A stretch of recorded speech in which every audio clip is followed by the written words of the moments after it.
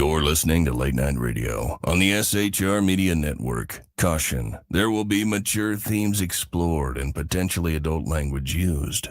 If conservatarian words, phrases, certain concepts, or rhetoric offends you, tune out now. I have come here to chew bubblegum and kick ass. And I'm all out of bubblegum. Freedom is never more than one generation away from extinction. We didn't pass it on to our children in the bloodstream. The only way they can inherit the freedom we have known is if we fight for it, protect it, defend it, and then hand it to them with the well-taught lessons of how they in their lifetime must do the same. And if you and I don't do this, then you and I may well spend our sunset years telling our children and our children's children what it once was like in America when men were free.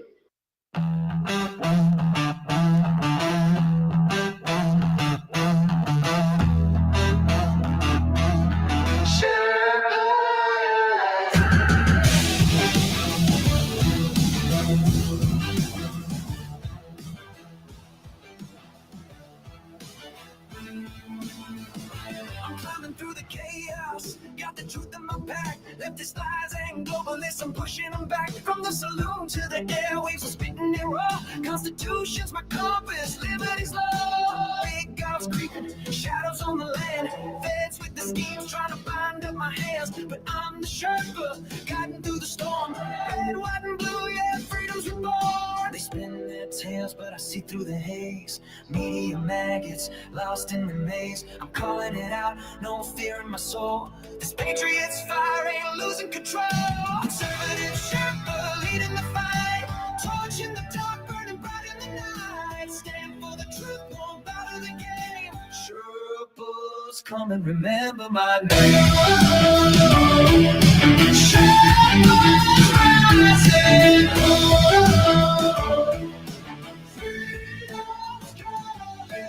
Leftist judges twisted, trying to steal our rights, but I'm locked and loaded, got them in my sights. From J6 to the border, they're selling us out. I'm screaming from the mountain, hear my rebel shout. They mock the flag, but I'm holding it high.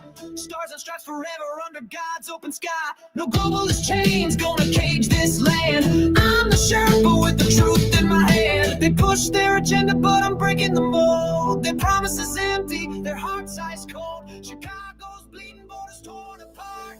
I'm fighting for the people with the warrior's heart. Conservative Sherpa leading the fight. Torch in the dark, burning bright in the night. Stand for the truth, won't bow to the game. Sherpas, come and remember my name. Sherpas rising.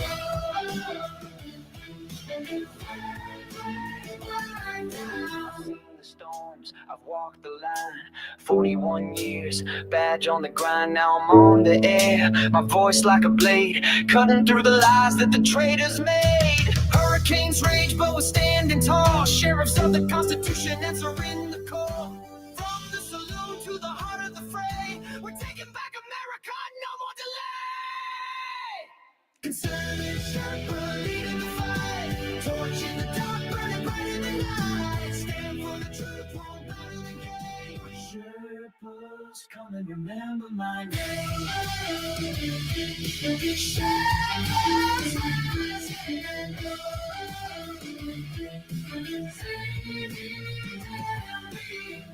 Static, hear my voice resound. Conservative Sherpa, freedom's battleground. Berserk, Bobcat, rules will never kneel. For God and country, this fight is real.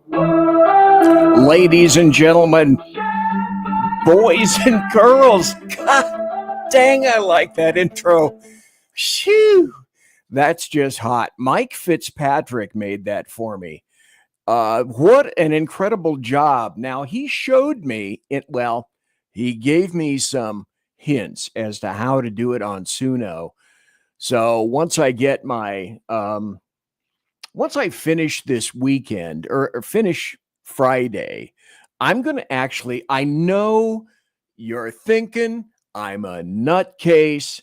I'm actually going to try to see if I can make Suno work, which is the program that people have created lots of great songs in. Let me go back to comments here just for a second. Lost Wanderer is in the chat room right now. And by the way, everybody can be in chat. You can go into the chat room. If you would be so kind as to subscribe to the SHR Media YouTube channel, when we really started pumping this about a month ago or so, we were 55 people away from 500 subscribers. That's what we're looking for now. We get one here, we get one there. Today, I've noticed that we are 38 subscribers away. So if you're not busy right now, if somewhere on the SHR YouTube channel, if that's where you be, and you should be there, if that are matey, if that's where you be, and you should be there because that's where the chat room is. That's where the best chat room is. Tons of people there. And again, hit the subscribe button, like, give me a big thumbs up, not a regular thumbs up. This is kind of a regular thumbs up. No, give me a BZ, twist that sucker all the way back to his wrist almost kind of thumbs up, not a regular thumbs up. Anyway, I wanted to say that, let me go up here. Lost Wanderer was on the show about a week or so ago. And Lost Wanderer is the guy that creates songs. And he was kind enough to allow me to play two of his songs on the show about a week ago. And we were just riffing through a bunch of stuff. And it started out one direction and the show went another direction. And that's the kind of show that I love. And we discovered a whole bunch of cool things about Lost Wanderer. But he has an incredibly facile use of Suno to create songs. And that's just absolutely, Sean, if I haven't crashed yet, BZ will be fine. Great. Okay. And like I say, in the chat room right here, jump into the chat room. Now, it changes from time to time. Let me put this in here. The newest iteration of the chat room looks like this. Now, a lot of people said, BZ, that's awful fuzzy and it's awful close. And maybe what if I don't like the person that's right next to me?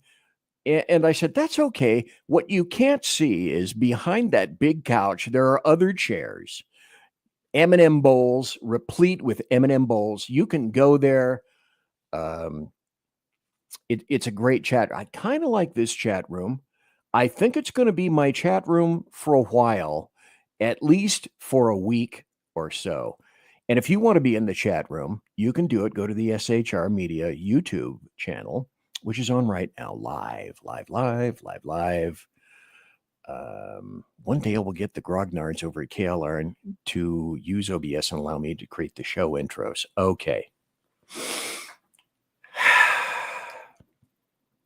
I wasn't going to do this now because the show tonight is going to be Demorats Are Racists. And if you would think that I probably have a number of examples of that, you would be absolutely correct. In the meantime, a whole bunch of very interesting stories have come out. But since Lost Wanderer reminded me about OBS, I should tell you probably about a meeting. Now, every once in a while, we at SHR get together, and the four of us, the four main folks, we get together and we talk about, okay, what kind of software are we going to use? How are we going to use AI? How stupid is BZ? How drunk is Sean? All of those things. How much in Texas is Earl? And why is he all of a sudden the Ever of common sense? Who knows those things? But during the show, during the conference, we pick a stream, and then all four of us get together and we talk about all sorts of stuff. And Sean said, okay, BZ, see the camera right there? Because that's the camera I was using. He said, lean into the camera. I'm going to take a picture and I'm going to do something with it. Well, he did. And then I took that photo and I winkled it around for myself. And this is what I got. Now, I kind of like that. I'm taking a deep dive for the truth.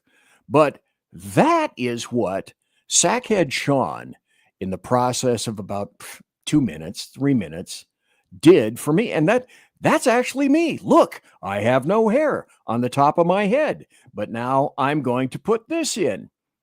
And we also have, like KLRN has the green room where all the folks get together and shoot the shit. SHR also has a green room and we shoot the shit. And so up here,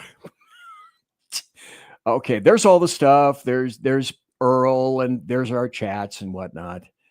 And so Sean thought it would be really funny to, okay, there's BZ, there's a dead shark, and the Ever of Common Sense said, my wife said fart bubbles need to be green. So this is what passes for humor in the green room, essentially, of SHR. So if you think that we're actually all adults on this bus, I couldn't tell you how wrong you are. Let's go back to the chats. And Sean says, where's the bourbon? Lost Wanderer. I could use a good bourbon. Now, here's another gentleman that's new to chat. He's not new to us at SHR. He's been visiting a whole bunch of the shows before. And as a matter of fact, I spoke to him. He's a heavy haul trucker up in Canada. And I'm not going to do the obvious end to that. I know what you expect me to say after that. Not going to do it. Wouldn't be prudent. Anyway, he's a great guy. Had him on the show. And he's starting to jump into the various chat rooms. And he is always appreciated. Canada, heavy haul, great guy. Really enjoying it. Phantom says, I'm calling out Sean tonight. And Sean, good choice. I'm partial to Balvenie Doublewood 12. Never the hell heard of it. Reaver, having no hair in his head, but his bread. Lost Wanderer. We are all 13-year-olds here on this bus celebrating 50 plus years of being 13. And yeah, fart jokes. Sean, I swear, eventually I'm going to get to the show because there are 2 great news stories that just broke today. They're wonderful. Now, that's true. The Lost Wanderer, Sean says, I've been 13 since I was 11. So have we all. And I have my own. It's just water in here. You know, people ask, BZ, what do you do? It's just water in here. This is just to wet my throat. That's all it is. So now you know a little bit behind the scenes of SHR. Shoot, let's do this because this really deserves it right now. Huh? It's time for happy stories and good times. Because here's a happy story. First judge approves that Trump is invoking the 1798 Alien Enemies Act in order to deport Venezuelans. A federal judge ruled today, President Trump can invoke the Alien Enemies Act, AEA, to remove gang members, Trenderagua, but determined the administration has provided insufficient notice before carrying out the deportations. Okay, hold that thought. That's not the end of it. By the way, 35 people watching live right now. Thanks for being there. U.S. District Judge Stephanie Haynes' ruling contrasts, what a shock, with several other local federal district court judges who have ruled that, or should I say opined, that Trump illegally invoked the wartime statute.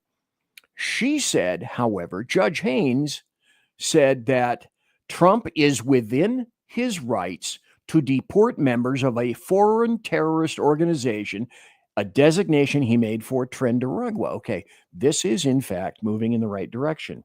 So Haynes, in the opinion, said, she emphasized her, and this is a direct quote, which makes, like Chief Dan George, my heart soar like an eagle. She said, I emphasize my unflagging obligation is to apply the law as written.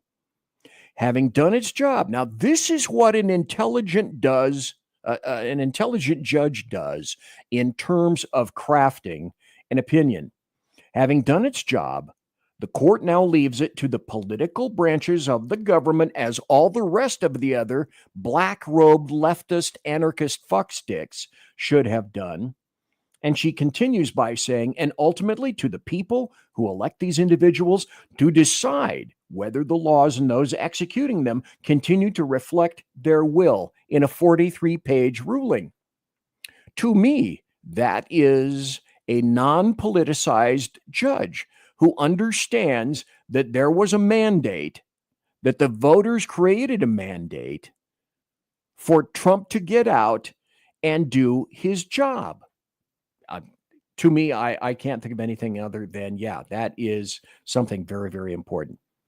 This just came out today. I saw it about 4 or 5 hours ago on X. I didn't see an accompanying story. So until I see a series of articles come out on something, I don't really put them out, and I generally don't put them out on the show, but it's here. It's official.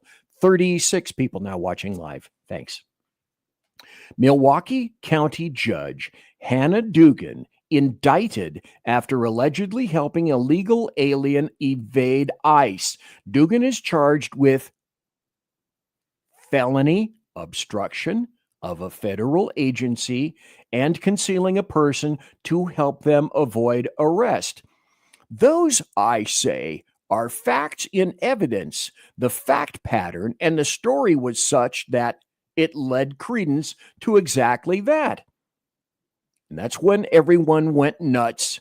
Oh my God, you can't arrest a federal judge. You can't arrest a mayor.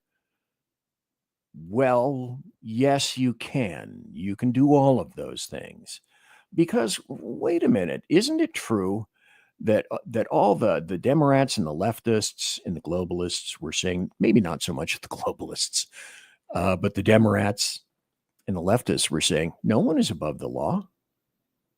I agree. No one is above the law, and hence that story. So those are two happy stories before we even kind of sort of get into the story that I wanted to address and talk about tonight, with one other thing.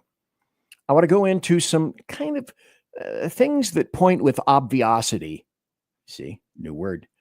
And I was on the Ever of Common Sense show last night. By the way, he has a new logo. Let me see if I can find that for everybody. Oh, here we go. Yeah, he's changed his name. He's now called the Ever of Common Sense. So let that reflect in your notes for tonight, if you would, please. Let's put this up now, and I'm going to talk about some successes, then we'll roll into the main theme for tonight. And as you know, I have a lot of information. So people are saying, consider the source. The American media maggots mostly are saying, this is NBC News, fight over Medicaid cuts heats up as House Republicans release the bill. Now, this is a bill that no Demorat is going to have anything to do with. You can be guaranteed of that. House Republicans released legislative text Sunday. Okay. The bill, now note how the story is crafted, because it's all in the detail, all in the writing, parenthesis, burying the lead, end of parenthesis. The bill would make a slew of Medicaid spending reductions through policies such as stricter eligibility verification.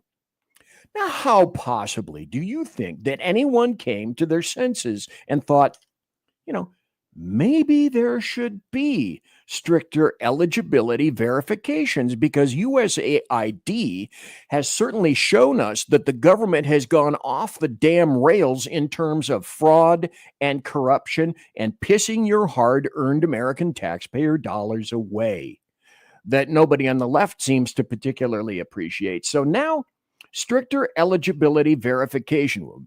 Demorats, that's bad. Citizenship checks. Wait, where's my citizenship checks? This is the first one for tonight.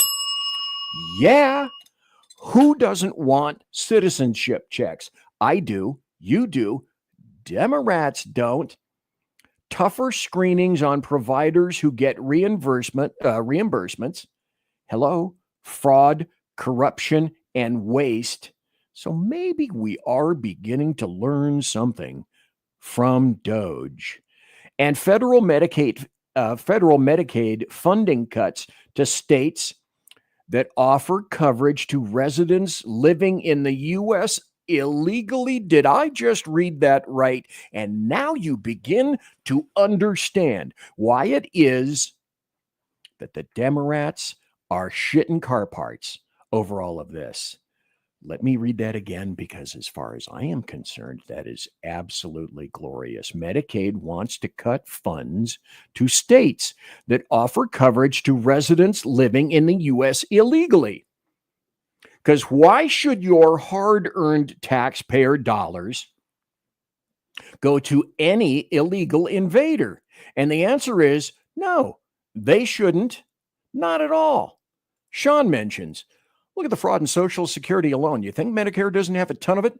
Let's start by seeing which ones are alive. Hello. Yes. Very nice. Mike Pasqua. Hey, I haven't seen Mike in a while, so thank you for being here tonight, Mike. I appreciate it. Mike used to be a passenger on the show before I moved, and I was gone for about 1.5 years, almost 2 years. I've been back now for about 1 year. And so thanks to Mike, he always used to be in chat. And hey, Sean agrees.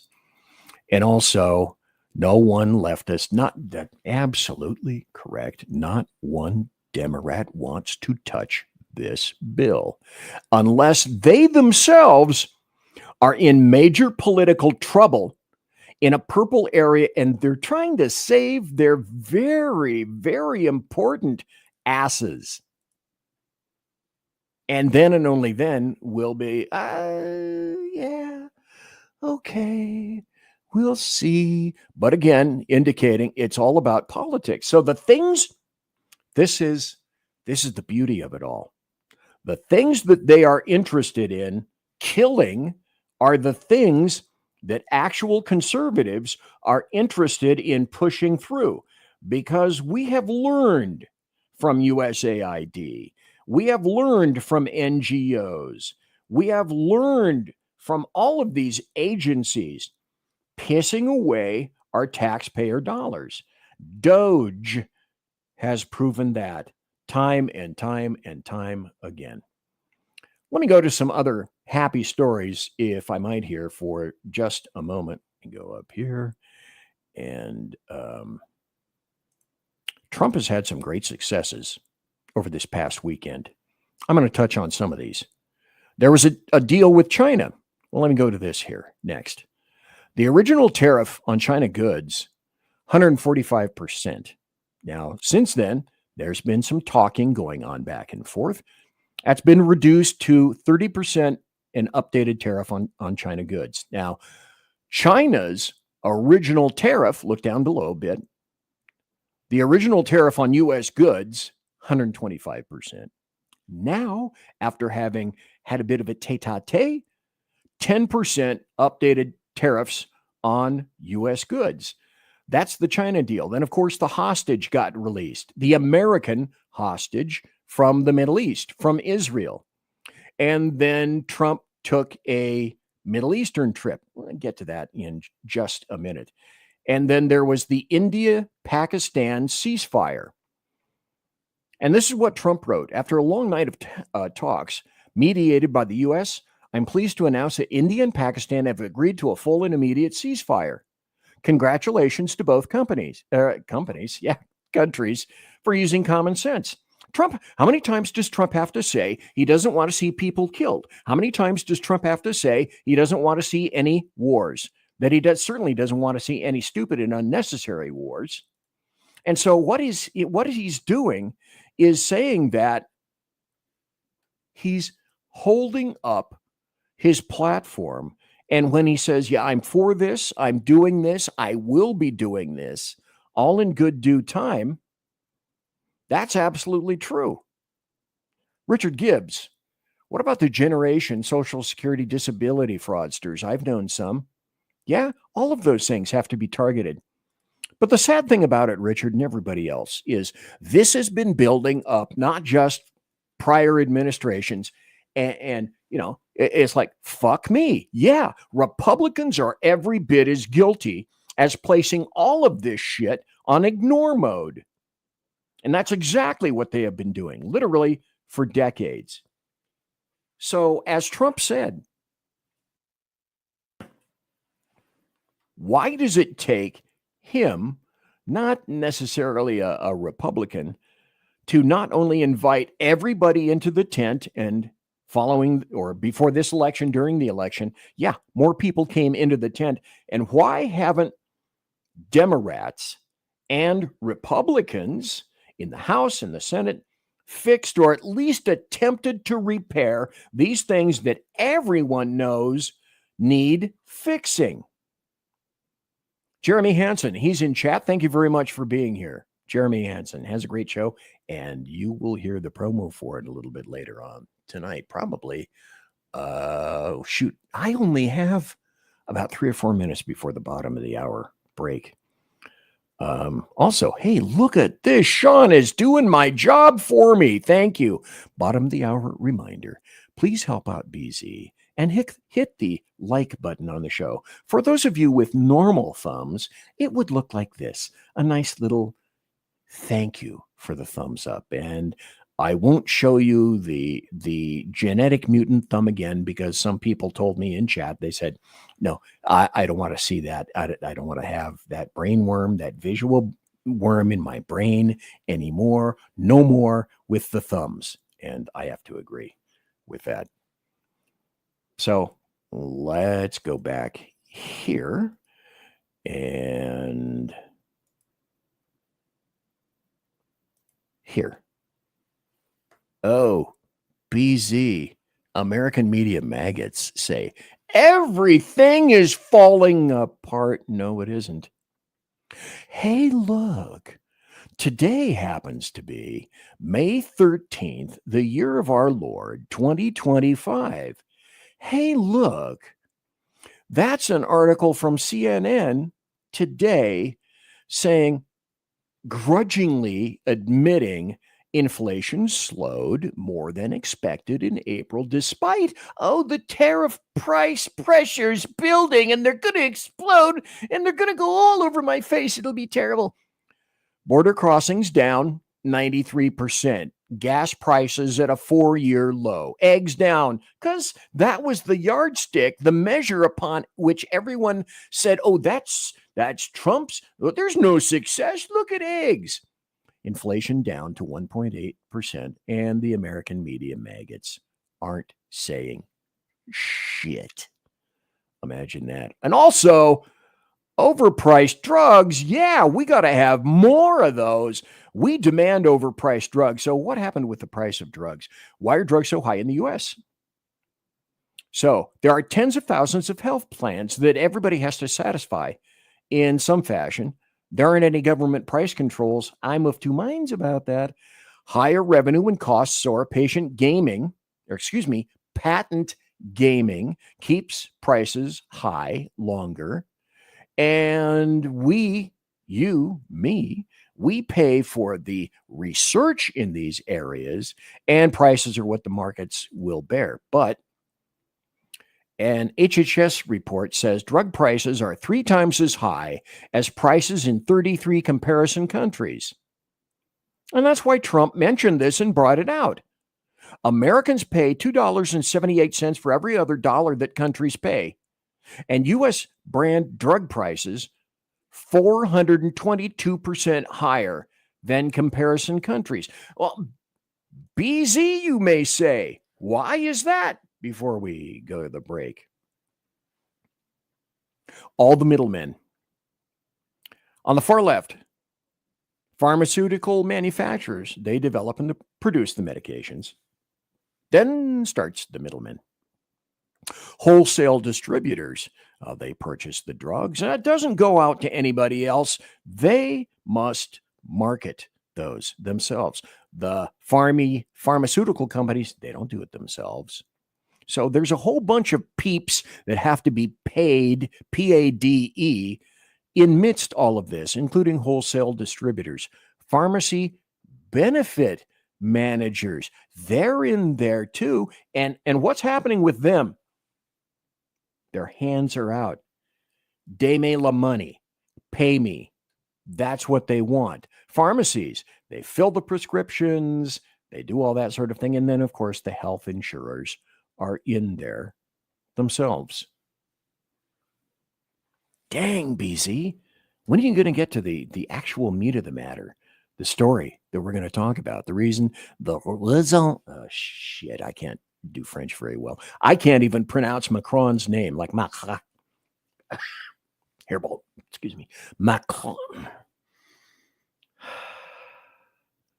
Macron.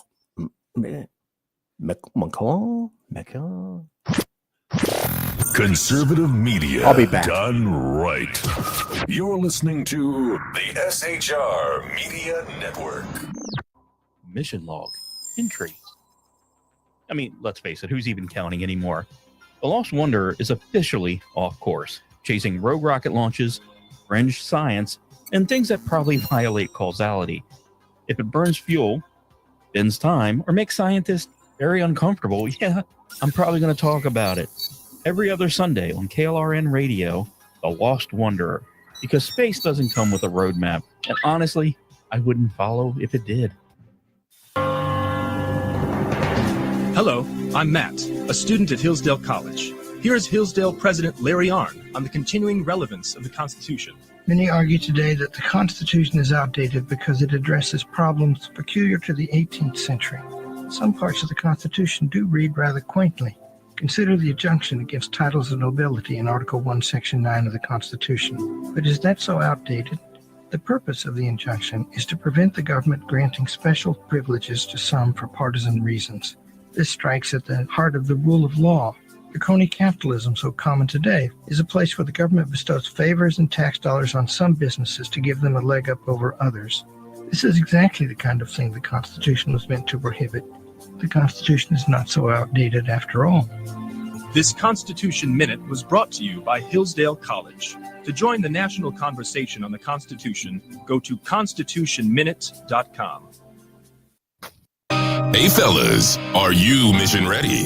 You need to check out Mission Ready Men via Earl Big E Jackson on Tuesdays and Thursdays, 9 a.m. Pacific, 11 a.m. Central, and noon Eastern.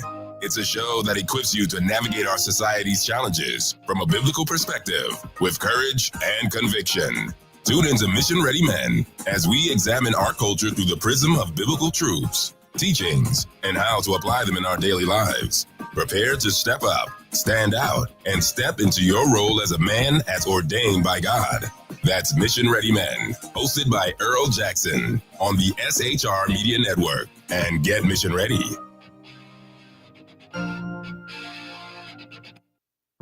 Want to make an immediate difference in the life of a critically ill child? You have the ability to do that right now. Make a donation to Dream Makers for Life, the organization that restores dreams to seriously ill children and their families.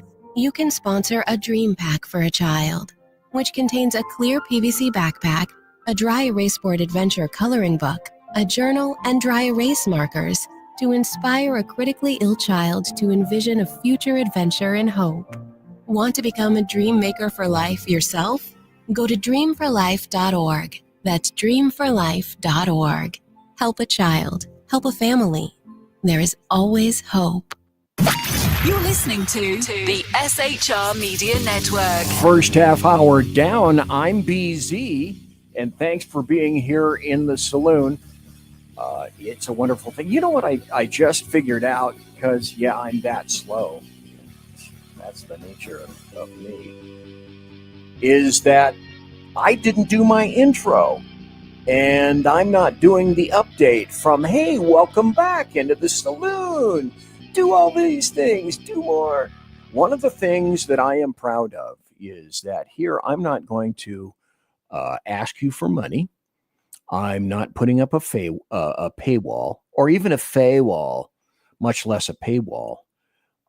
And you will not see shit. If I'd thought about it, I would have done this. How many times have you gone to a website that may have something interesting for you to read, but the site is all full of that bullshit toe fungus ads and, you know, the creepy crawlers coming out of people's mouths? If you take this medicine, you can kill all the creepy crawlers in your mouth. God, I hate that crap. I absolutely despise that crap. And speaking of things that I'm not really happy about, we're going to talk about why the Demorats are the party of racists. One thing about my show, and you either like it or you don't.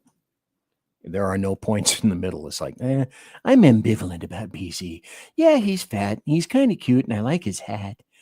He likes Spider-Man, and that's about all. You know, I don't like him. I love him. Blah blah blah. You know, you're not. I'm not. Yeah, okay, I can take him or leave him. You either hate me or you kind of like me. I'm fuzzy. I'm kind of lovable, and I wear cool hats. These are my tiaras, and I'll tell you who does them for me at the end of the show. Those of you watching, you'll know. Before we go in here, I want to wait a minute.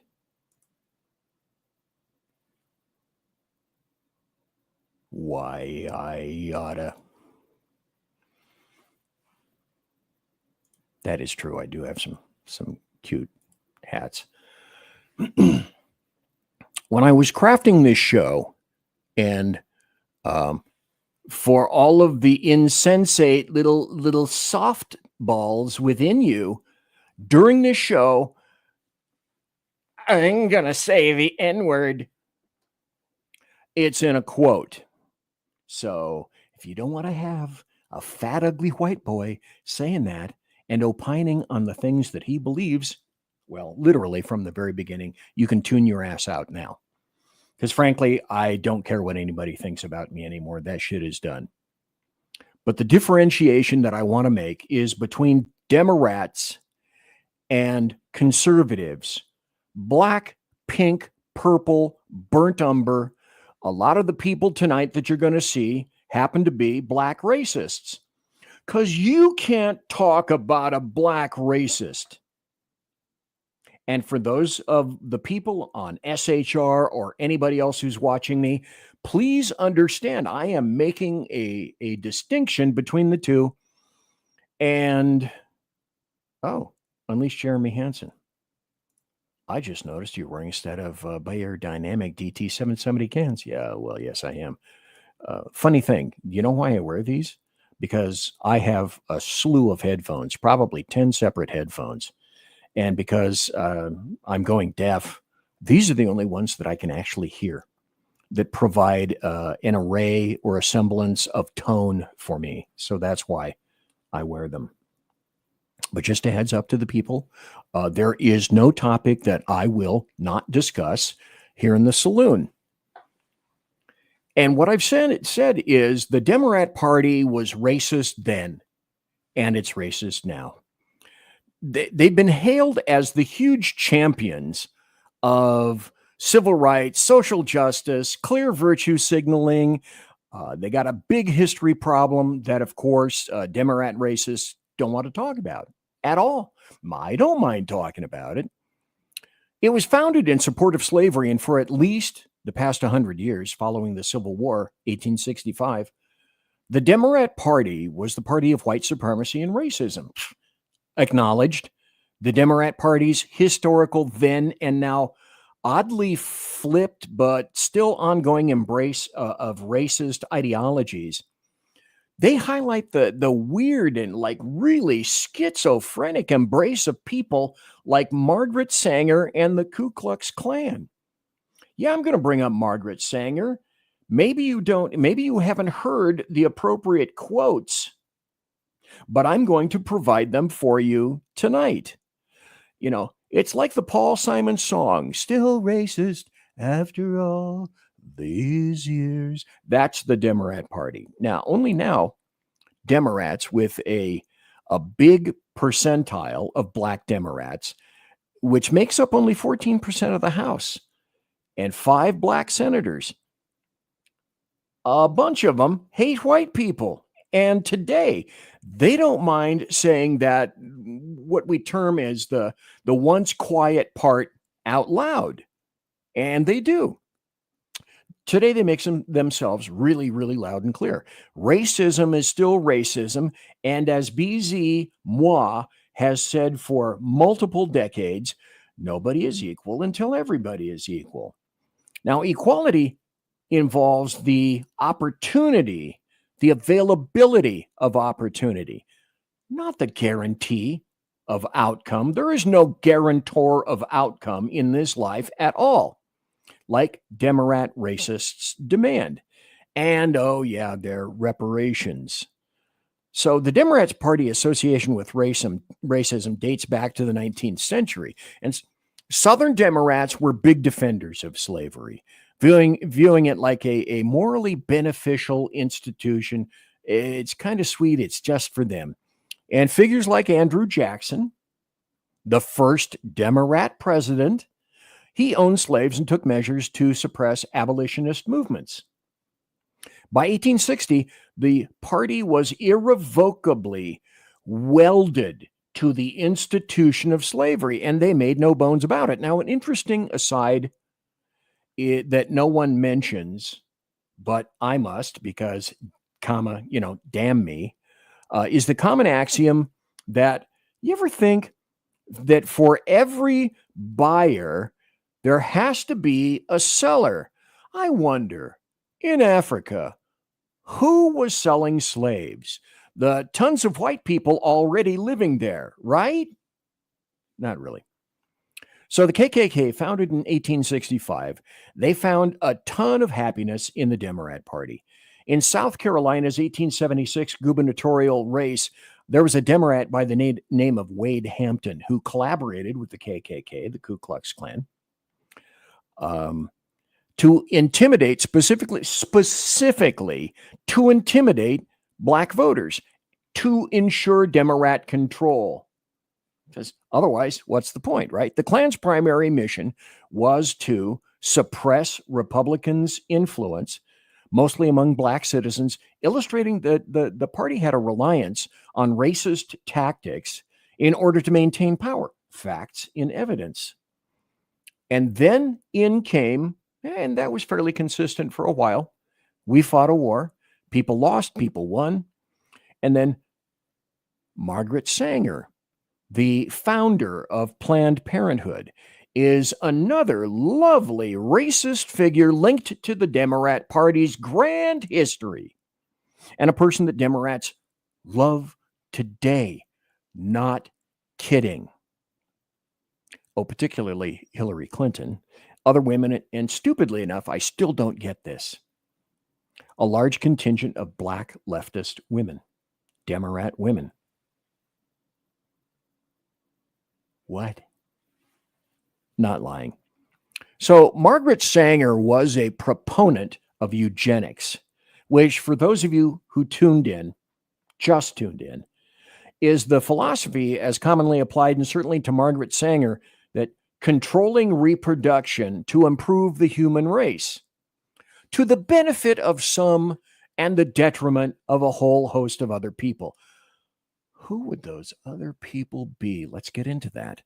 So in her 1932 plan for peace, Margaret Sanger advocated for the sterilization and the segregation of people that she deemed unfit, including the poor, including criminals, and including the disabled. And imagine this, I hope you're sitting down. Wait a minute. If I had a producer, it would be something like that. I hope you're sitting down. Mostly blacks. So Sanger's 1939 Negro Project goal was to reduce the black population by promoting birth control. Right? Just to boredom. In a letter to a guy named Dr. Clarence Gamble, she expressed the need to prevent the perception, air quotes, that the project sought to exterminate the Negro population. It was a racist agenda then and now that the Demorats still don't want to think about or acknowledge. But of course, Hillary Clinton still loves her some Margaret Sanger. Look that up on the internet. She'll tell you to your face. She said so. So, like I said, BC, let's hear some Margaret Sanger quotes. Now, this is interesting. To find the appropriate quotes, I had to search all over the internet because mostly, this should not shock you again, I hope you're sitting down, or when you faint, you get the fantods and you need a fainting couch. You could fall to the floor, hit your head. There's going to be a big puddle of blood, so please sit down for this. So how about some Margaret Sanger quotes that I had to dig like crazy to find out? Covertly invest into non-white areas. Invest in ghetto abortion clinics. Help to raise money for free abortions in primarily non-white areas. Perhaps abortion clinic syndicates throughout North America that primarily operate in non-white areas and receive tax support. They should be promoted. Here's another one. The masses of Negroes, particularly in the South, still breed carelessly and disastrously, with the result that the increase among Negroes, even more than whites, is far from that portion of the population least intelligent and fit. How to say you're a racist by saying that you're a wild-assed, incredible racist. Demorats still quote her. Welcome to Jersey Joe. Thanks for being here. The feeble-minded perpetuate itself from the ranks of those who are blandly indifferent to their racial responsibilities. And it is largely this type of humanity that we are now drawing upon to populate our world for the generations to come.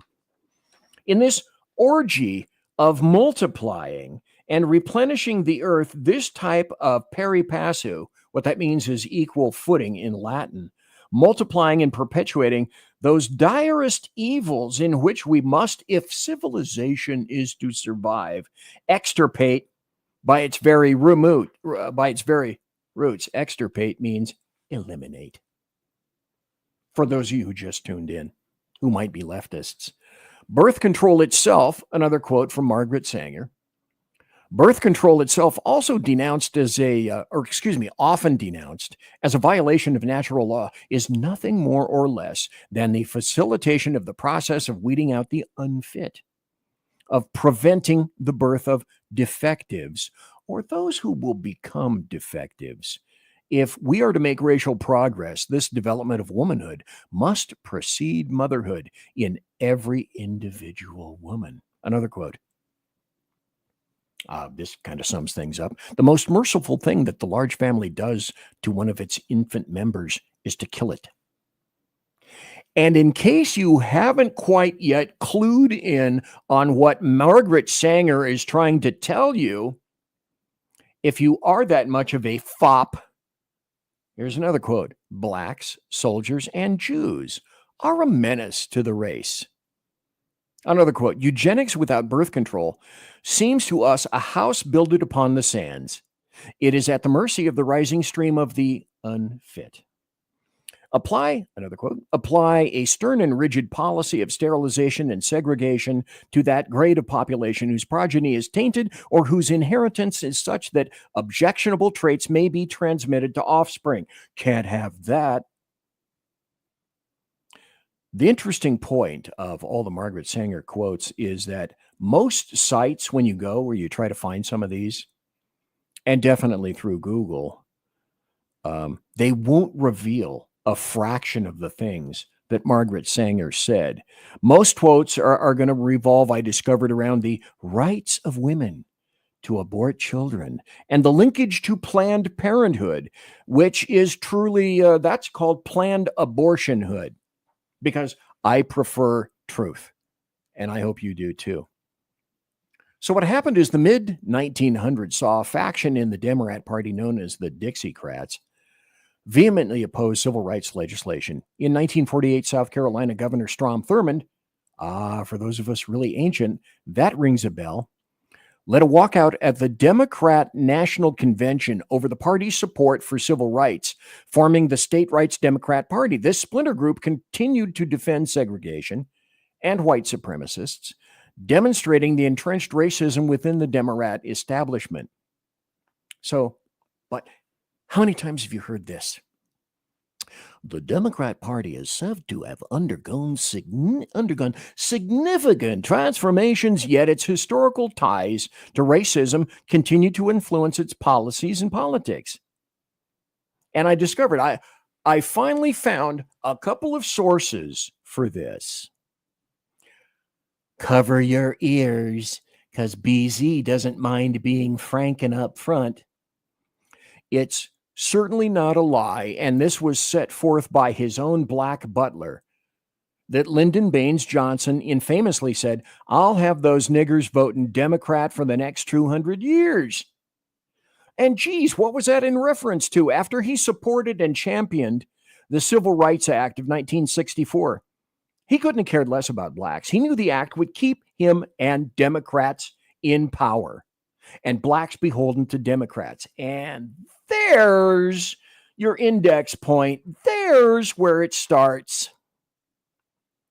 So the party's current emphasis on identity politics and social justice purposely overlooks its past, and leading to a really, really narrow and selective narrative that omits certain uncomfortable truths that I unveil through videos and articles that I'm going to show you tonight. So, but understanding that history is absolutely crucial for understanding the complexities of modern American politics and the enduring impact of what the Demorats have been. Yeah, Jesus, this is true. Let me put this up. Sean says, waiting to see if YouTube dumps your ass in 5, 4, 3, 2, 1. Yeah. What the Demorat Party sees as reverse justified racism is still racism, no matter how you cut it, no matter how you slice it. And the ridiculously idiotic call for reparations from people who never owned slaves, from people in states that were never slave states, and likely don't know about any amount of that history in any event, is just a money and a power play by the racist industrial complex poverty pimps like Al Sharpton and Jesse Jackson. A small aside, I actually had to look and see if Jesse Jackson is still alive. And yeah, I know Al Sharpton is. Jesse Jackson apparently had a stroke, I discovered, but he is still alive. Speaking of Sharpton, let's not forget it was the loving Reverend Jesse Jackson who referred to New York City itself as Hymietown. And it was Al Sharpton who called Jews diamond merchants because everybody knows that Jews are one-dimensional. So the Demorat Party is inexorably linked.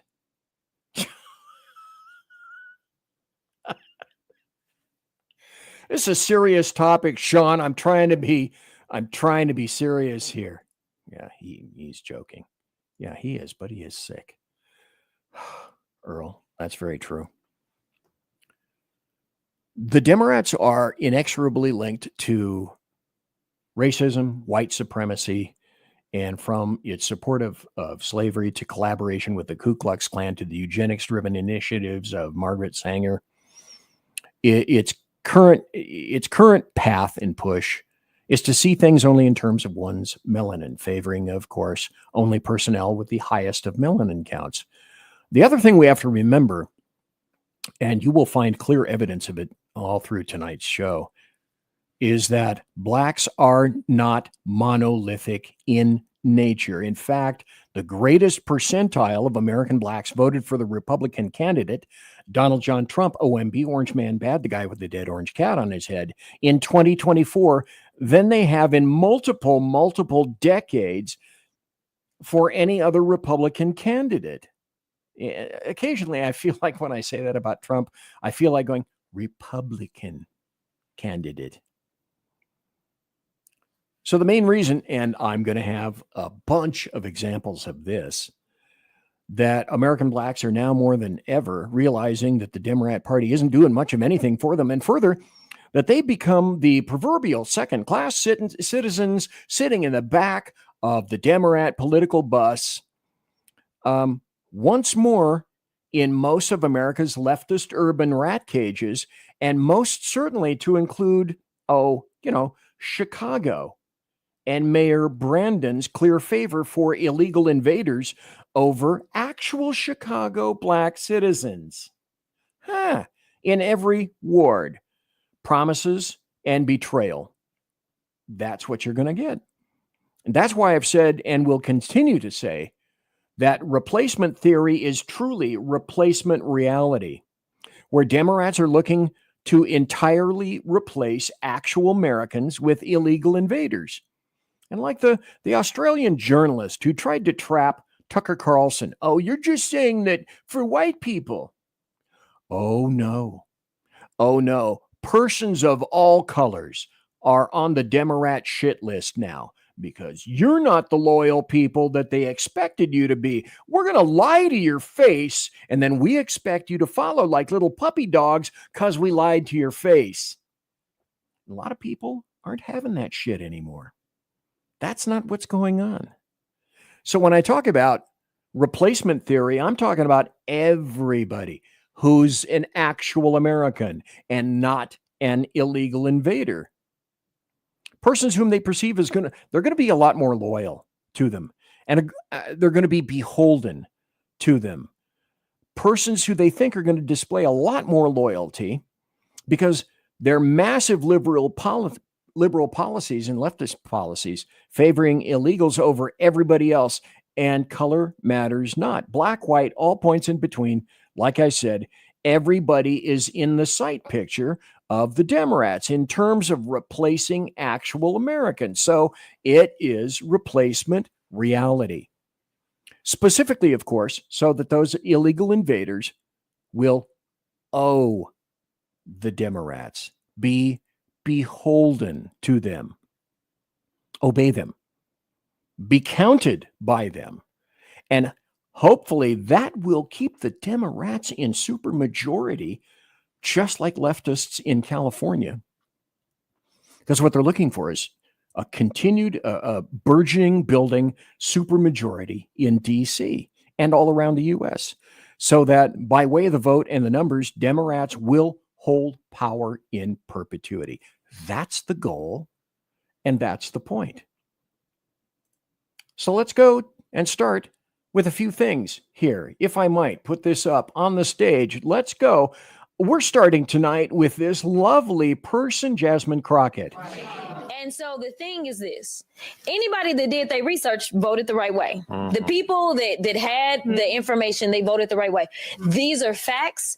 The more educated voters and the voters that went to the legacy media, frankly, they voted the right way. It's the ones that were getting the fake news or the lies. They were the ones that were voting the wrong way. Stop. The wrong way. As I've said before any number of times, I speak leftist, so I'll translate. All of you American blacks who didn't vote the right way are essentially Margaret Sanger stupid. Can you possibly think of any other way to interpret that? I myself Cannot. These are the people that the Demorats want to save. Nashville, ice raids going to Nashville. I'm going to take a slight tangent here for a moment. Oh, no, I'm not. BZ, it's the top of the hour. So we're going to have to take the top of the hour break. Anyway, I'm BZ. I'll be right back. 36 people watching live. Thanks to everybody in chat. And we shall returneth. Conservative media done right. You're listening to the SHR Media Network. In a world where leftists are running out of metal for the safety pins of their soothing red diapers, one man stands alone, attempting to fundamentally change America, one leftist diaper at a time. BZ, your conservative Sherpa, is guiding you through the maelstrom of Democrat leftists and globalist lies, chaos, deceit, and betrayal. Listen to BZ Saloon on select and exclusive Tuesday and Thursday nights at 8 p.m. Pacific, 10 p.m. Central, and 11 p.m. Eastern on the SHR Media YouTube channel, Twitch, KLRN, Rumble, and X at BZ Saloon. It's one great late-night conservatarian talk radio show. Be there. Aloha. Hello, friends. You have a moment so that we may discuss our Lord and Savior Minarchy? No, seriously, I'm just kidding. Hi, my name is Rick Robinson. I am the general manager of KLRNradio.com. We are probably the largest independent podcast network that you've never heard of. We have a little bit of everything, and by that, what I mean to tell you is we have news, pop culture, special events, conspiratainment, true crime, mental health shows, drama productions, and pretty much everything in between. So if you're looking for a new podcast home to grab a little bit of everything that you love all in one place, come check us out. You can find us on X under @KLRNradio. You can find us on our Rumble and our YouTube channels under the same names. You can also find us at KLRNradio.com and pretty much every podcast catcher known to man. So again, feel free to come check us out anytime you like at KLRN Radio. It's Sean from the Edge of Liberty. Just like the Bidens, I too am moving. Only in my case, it's days and times. That's right, you can now find the Edge of Liberty Monday at 8 p.m. Pacific, 11 Eastern, and Wednesday at 8 p.m. Pacific on 11 Eastern on the SHR Media Network. Join me as we talk politics, news, alcohol, fun, not so much fun, clowns, small kittens, large kittens, dogs, amoebas, and anything else that just pops into my mind while I'm on the air.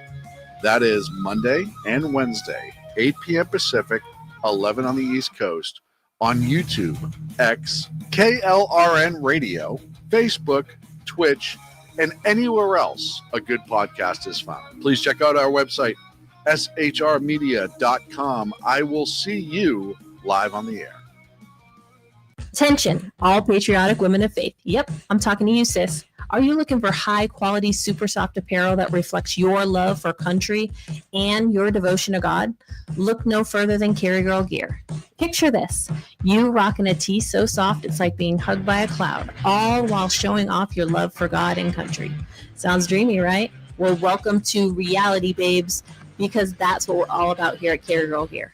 We specialize in super soft tees, tanks, and more, designed specifically for the strong, patriotic woman who proudly wants to carry their message of faith and freedom. When you shop with us, you're not just getting a t-shirt. You're joining a community of like-minded women who are proud to wear their beliefs straight on their tees. So whether you're sipping sweet tea on the porch or leading the charge for faith and freedom, do it in a Carry Girl tee, because life's too short for stiff, boring tees.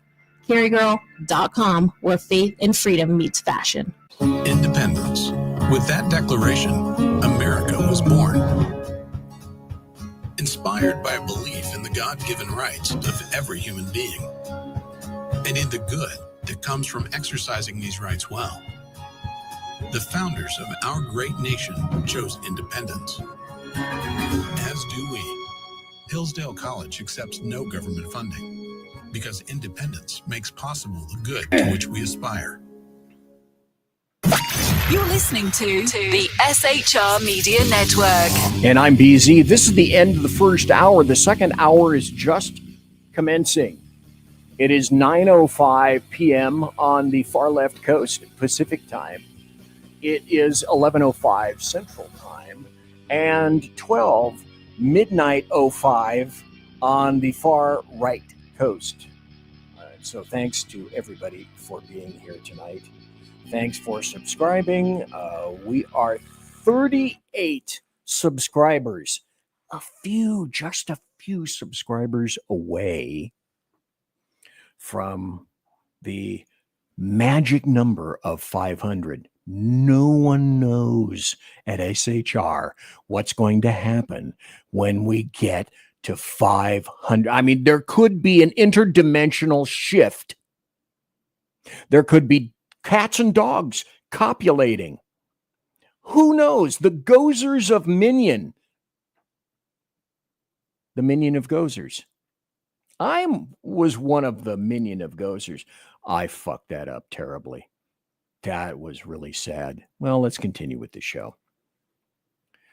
These are the people the Demorats love. I'm going to show you this really briefly. It's a fairly long story. So Nashville is super pissed off that ICE raids actually targeted illegal invader criminals. Let's go down here a little bit. Here's a guy, not going to pronounce his name, some Muslim piece of shit, a 60-year-old convicted rapist and citizen of Iraq. Failed to register as a sex offender following his rape convictions, to which he was sentenced for 10 years in prison. Then here's Franklin, whatever the hell, a 30-year-old Salvadoran affiliated with MS-13. I'm going to put this up in show notes. You can read all of this in detail. Haitian national, Richard St. Baptiste, Inmar, whatever the hell, a Salvadoran, Carlos, a Guatemalan, and so it goes. Criminal, pedophile, criminal, rapist, and they're pissed off at that. That's who Demorats love. And because I'm not supposed to talk about this, I'm going to talk about this because nobody tells me. Somebody sent me a text today and said something similar to, you can't mention this. Thanks. I didn't know this was a thing, but apparently this is a thing. If you haven't watched Jason Whitlock, this is a dude that you need to see. Guy has a podcast, great guy, but apparently black fatigue is a thing, and apparently it's starting to break the internet. And he was saying, okay, well, it was a matter of time before this got here. So the term black fatigue was recently taken the internet by storm. Jason Whitlock of Fearless saw it coming from a decade away. It is the antithesis. It is the yin to the yang of Black Lives Matter. It's white people boldly expressing their fatigue with black people. Whitlock explains, adding, this was inevitable. And what was BLM? BLM was a radically racist organization full of assholes who then took all the money from GAUPs, guilty, overeducated white people, pissed their money away on mansions, and the people who started it were socialists. You know, you can take that and place that squarely into the what the fuck are you racists thinking? Taking advantage of GAUPs, which are guilty, overeducated white people. You know, getting fleeced apparently is a pastime for stupid white people because they are all over the place. Let me stop right here. Let me back up a little bit. This is our good friend returning. How long is this? I don't really know. Well, what the hell? Play it anyway. Here we go. This is our great friend Jasmine. It is this fear that the people within the party, within the primary system, will have. She is a wonderful spokesman or woman for racists. Continue. About voting for a woman, because every time we voted for a woman, we've lost so far. And I think that that's a natural fear because we just want to win. So there's a lot of people that are like, you know what? Like, let's go find the safest white boy we can find. I mean, I'm just saying. Those are the callers that we're hearing. We're hearing people. No, for real. Right, because that's completely discounting Barack Hussein Obama. Because he was a white boy, wasn't he? That's a story for another day. White man's got to No, do it. Who's no, getting no, those callers? for real. And to be clear, when we talk about them, So what if the reverse were true? I was talking on major media, this ain't it, that we were looking for the safest black boy that we could vote for. Well, there would be a pejorative, a nasty ass label attached to that. I can tell you that there is one specific candidate. Stop. Let me put this up right now. Sean said plenty of female candidates would be elected if you picked the right ones. And isn't that amazing? We have historically on the Republican side picked a lot of really good people. Trump 45 had a great cabinet. Trump 47 has a great cabinet, but of course that's immaterial. Go. I had a donor on the phones with me telling me that all the donors are lining up behind that candidate. So I can tell, and I can tell you it's not a black person nor woman. Okay. So like it is, they have. That wouldn't be oil hair, would it? Quote unquote, they have chosen. And when I say they, it's the same donors that most likely had their opinions about Joe Biden and move. So like that would be the they that I would talk about. Here's what I want people to understand is I do absolutely agree with Malcolm when he talks about not ceding your power. Mm-hmm. At the end of the day, don't give up your power. Okay, stop right there. You know what else Malcolm X said? Malcolm X said the white leftist liberal is an enemy of black people. Imagine that. That just popped off the top of my head. Go. People fail to recognize how unique Trump is. They continue to say, well, we lost. Well, they both lost to Trump. Trump, who is a misogynist. Trump, who is going to ramp up the misogynist in the first place, because that's. If so, it's another if then. It's another BZ if then equation. If Trump is a terrible misogynist, then why are there women working for him and with him? Not just now in politics, but I mean, before, when he was a businessman in New York, why? That's what he does. He is disrespectful. Like right now, he still doesn't know how to deal with me because if you punch me, I'm punching back. Okay. So like, here's the deal. Now I know he think he running again. But that ain't happening. I don't care what all is going on in this country. And I don't care how many... Damn! If I'd been thinking I would have worn my Trump 2028 hat, which is right over there. Maybe I'll grab it at the break. Things we won't say we are absolutely going to do. I am telling y'all with all confidence, he is not running for a third term. That is not a thing. Mm-hmm. Okay, and quite truthfully, no one gives a shit what you think. Maybe he is. Maybe he isn't. Maybe he's just the biggest troll on the planet and you're one of the biggest racists. And I will tell you this. Oh, BZ, let's put this up. BZ is not supposed to play this. This is from Officer Tatum. Now, again, if you're not going to the Officer Tatum's site on YouTube, you're doing yourself a disservice. This guy fucking rocks. And he tells the truth. Oh, damn him. As plainly as possible. I don't want to live around black people. I just don't. And if you call it out, you're labeled a racist. The reality is this. Black people don't want to live around black people. I don't want to live around a bunch of black people. I move to neighborhoods where it's majority white because I know I'm safe. These very same black people who are wealthy, who have resources, who could improve the inner city communities, who could improve black communities, don't live nowhere near. They don't invest in, they don't bank with, they don't raise kids near, they don't school at, nowhere near where there's a place that's predominantly black. And that's, you know, this show is illustrative of, again, there's so much going on. How do you possibly keep track if you have a podcast? And I say, and will continue to say, I'm not making that up. That's not me crafting that video. I don't make anything up. I don't need to.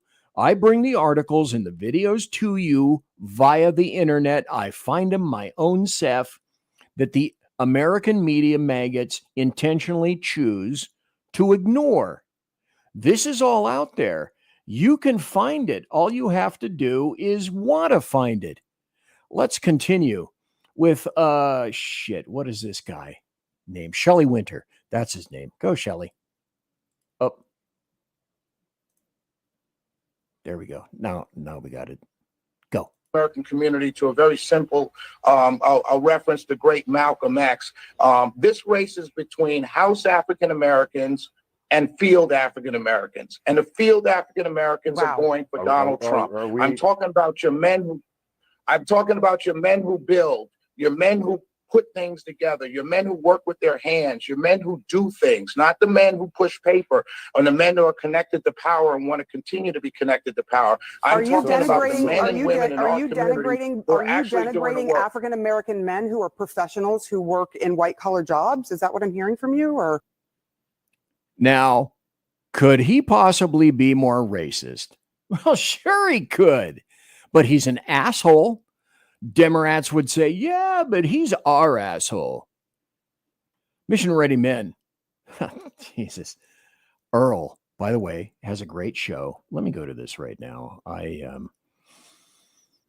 think I already covered this, but I want to cover it again. Earl has a show called Mission Ready Men, and you ought to see it. It's right here on SHR. Highly recommended. But just like Larry Elder was the black face of white supremacy, I will never forget that. Earl of Mission Ready Men said, hey, did you hear? I'm a black white supremacist. You know, and that's how stupid and shitty and abjectly racist this gets. And they're all Demorats. And that's why I'm doing this here tonight. And of course, I won't get to a percentile of these things. Hey, look who I have returning. Go. It's because you can then misuse words like oppression. There has been no oppression for the white man in this country. You tell me which white men were dragged out of their homes. You tell me which one of them got dragged all the way across an ocean and told that you are going to go and work.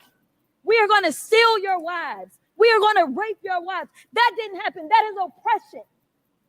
We didn't ask to be here. We're not the same migrants that y'all constantly come up against. We didn't run away from home. We were stolen. So yeah, we are going to sit here and be offended when you want to sit here and act like, and don't let it escape you that it is white men on this side of the aisle telling us, people of color on this side of the aisle, that y'all are the ones being oppressed, that y'all are the ones that are being harmed. Geez. What's that quote that I'm looking for on Greg Gutfeld? Oh, yeah.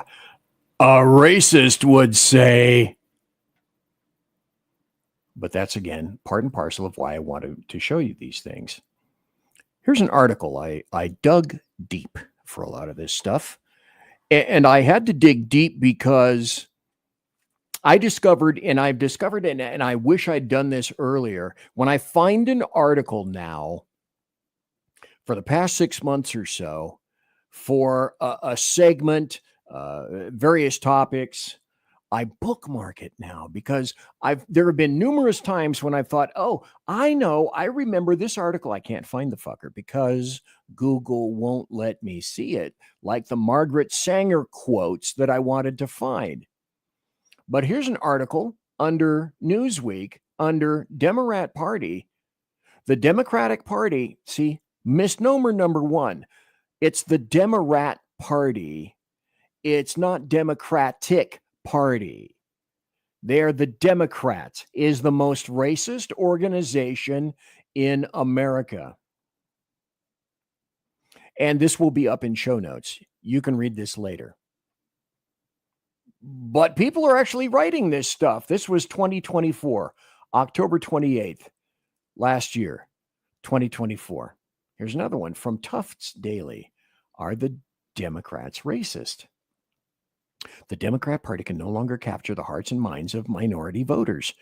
Isn't that precisely what I said earlier? This article will again be up in show notes under bloviatingzeppelin.net, or if you go to my SHR Media Rumble channel, when I post the show later, all the show notes will be under there too, and you can read those articles at your very, very leisure.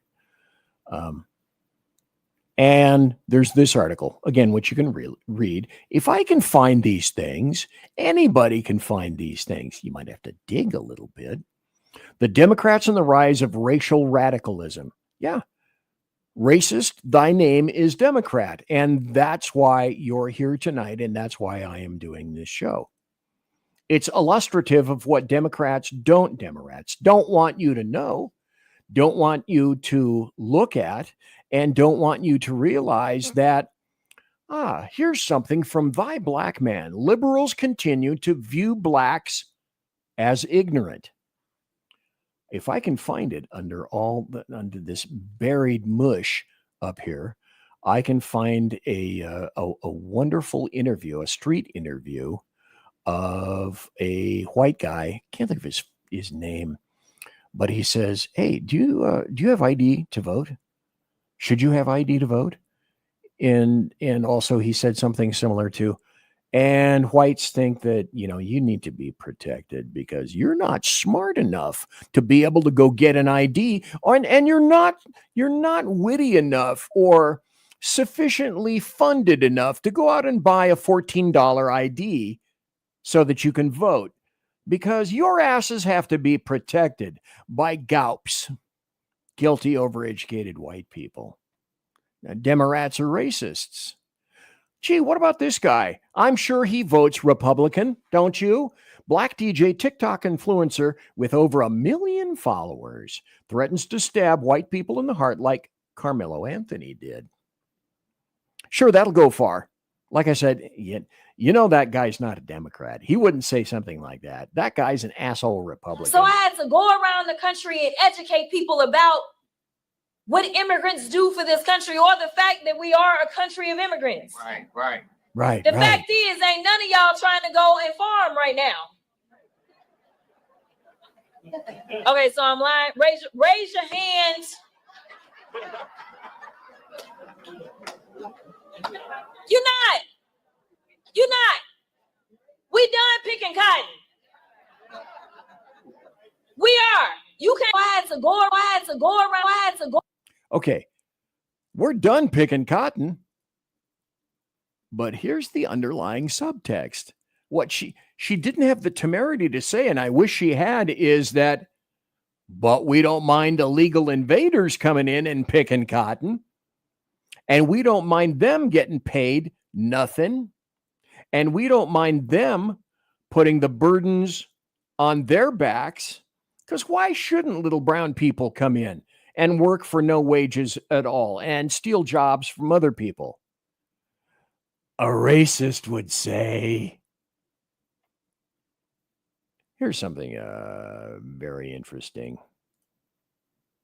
Ricky Robinson points out, by the way, why so many New York cops are white?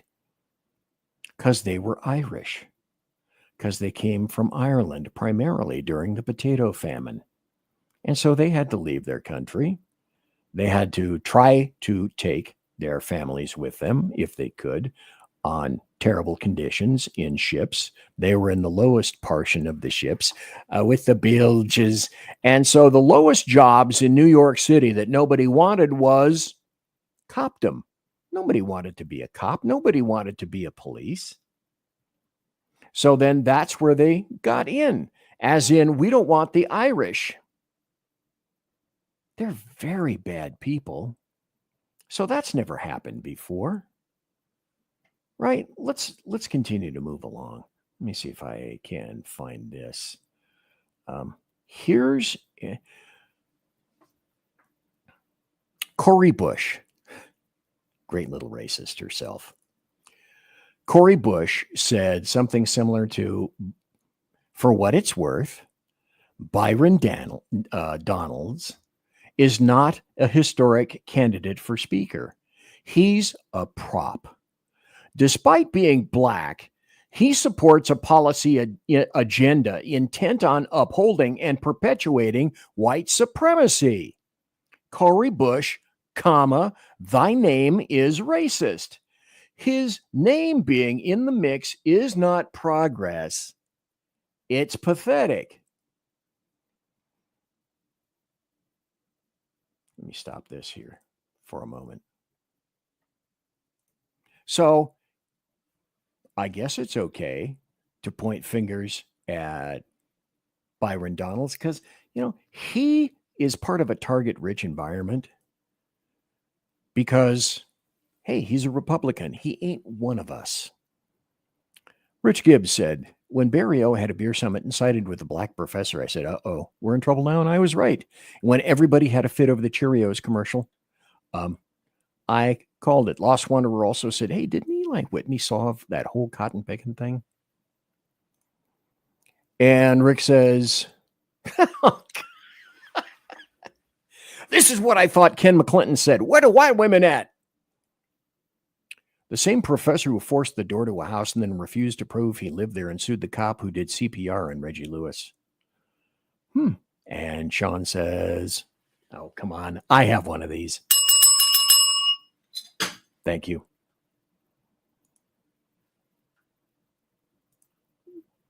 It's also why drinking is a common pastime of cops.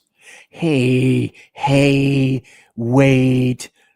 Don't bother with that woman. Signed in Irish. An Irishman. BZ. LOL. Being a racist or not being in with the crowd has consequences.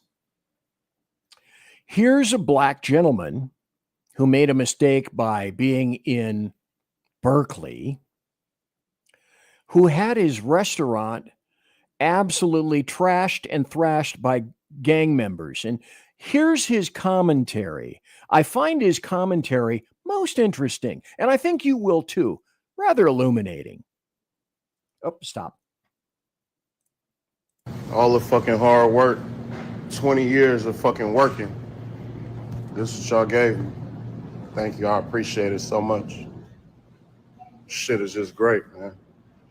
Worked so fucking hard to build this shit. So many fucking late nights, early mornings for this punk ass shit right here. Coward ass, bitch ass shit right here. Thank you. Thank you so fucking much, Oakland. I appreciate that shit, bro. All you niggas with this punk ass, phony ass, dumb ass beef shit y'all got going on, man. I appreciate y'all, bro. Y'all brought that punk ass shit to a fucking restaurant, the only black owned fine dining restaurant that we have. The only one in Oakland, and it can't remain untouched. Demorats destroy everything they touch. Thank you. Thank you. I give up. Thank you. I appreciate it. So, did you hear what he said at the very end? I give up. Thrown probably what I would assume are tens and tens of thousands of dollars at a restaurant, the only fine dining restaurant that was black owned in the entire city of Oakland. And they decided, well, shit, why not fuck him over too? And so they had, a little gunplay in the neighborhood and trashed his restaurant. Somebody clearly got shot. Hey, pay no attention to the black-owned business. The only one that's a fine dining restaurant in the entire city of Oakland, you fucking assholes. Or words to that effect, Senator. I'm going to take a break a little early. I'm going to come back because I want to play this from, I believe this lady is running for Congress. And she said something similar to, I was born black. I wasn't born Democrat. Conservative media done right. You're listening to the SHR Media Network. Listen in to the Reaver of Common Sense, where we cut through the noise of news and politics with a show equipped for bombast. Tune in Mondays and Fridays at 9 p.m. Eastern, 8 p.m. Central, and 6 p.m. Pacific, featuring a refreshing dose of reality. Jersey Joe fearlessly tackles the tough topics with no nonsense, just pure common sense. Visit shrmedia.com, where you can hear the Reaver of Common Sense in action. He may not always be polite, he may not always be refined, but one thing's for sure, he always tells it like it is. Are you looking for a way to boldly express your faith and love for your country? And check out 7 Armors, the premier apparel company for patriotic men of God, where faith meets freedom in style. Our t-shirts are more than just clothing, they're statements. Bold, stylish, and meaningful. From timeless messages to modern designs, we've got something for every patriotic man of God. Wear your beliefs proudly with 7 Armors gear. Don't miss the chance to wear your faith and freedom on your sleeve. Visit 7armors.com today and join the movement. That's the number 7armors.com. 7armors.com. Faithful, vigilant, steadfast, passion. Are you looking for bold, honest conversation about the issues shaping America? Well, let me welcome you to Unleashed 101 with Jeremy Hansen, where we take you beyond the headlines. We dive into politics and culture, the struggles of everyday life. It's raw, real, and unfiltered. If you're ready for truth with a punch, pull up a chair and join us. That's right, Unleashed 101, where real talk feels like home. Find us at unleashed101.com, Spotify, Apple Podcasts, iHeartRadio, and more. We look forward to seeing you. Unleashed 101 with Jeremy Hansen.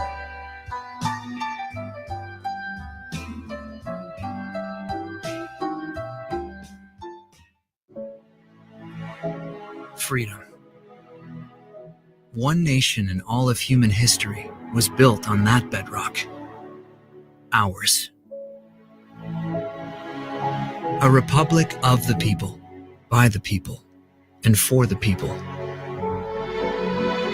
Self-government requires freedom, just as freedom requires an individual willingness to self-govern. Freedom has made America exceptional, but it can only last as long as you and I seek the good, as expressed by the laws of nature and nature's God. It can only last if you and I choose to act as people of character. Forging character has been the pursuit of Hillsdale College since 1844.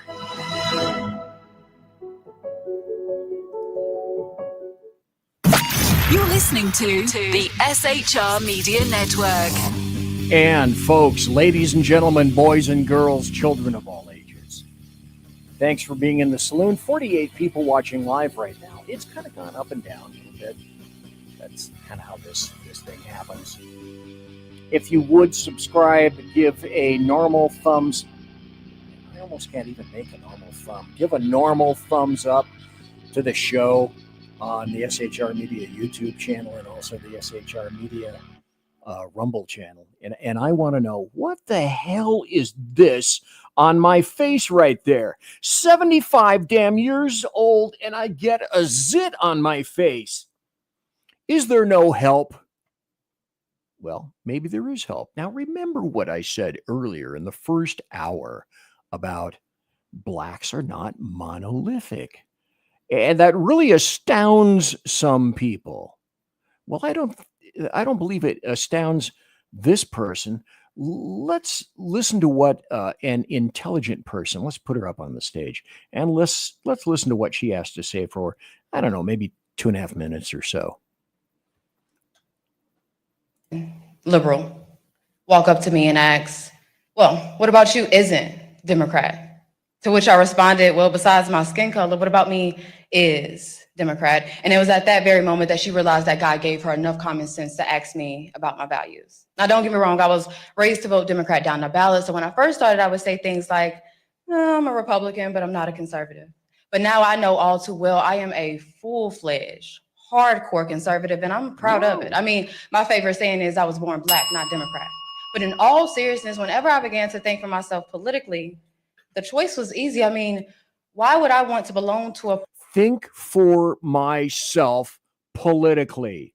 A massively important phrase. party whose mission is to infringe on the Second Amendment, as if a criminal would ever participate in something like a mandatory buyback? Why would I want to belong to and endorse a godless party? Because there is no such thing, and I mean no such thing, as a trans child. We have confused children and sick, enabling adults.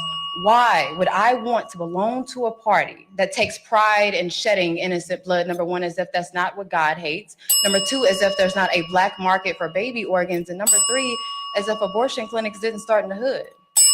Because if you think Trump is bad, you should research exactly who Margaret Sanger was. But speaking of the black community, why would I want to belong to a party who's responsible for the foundation of the Triple K?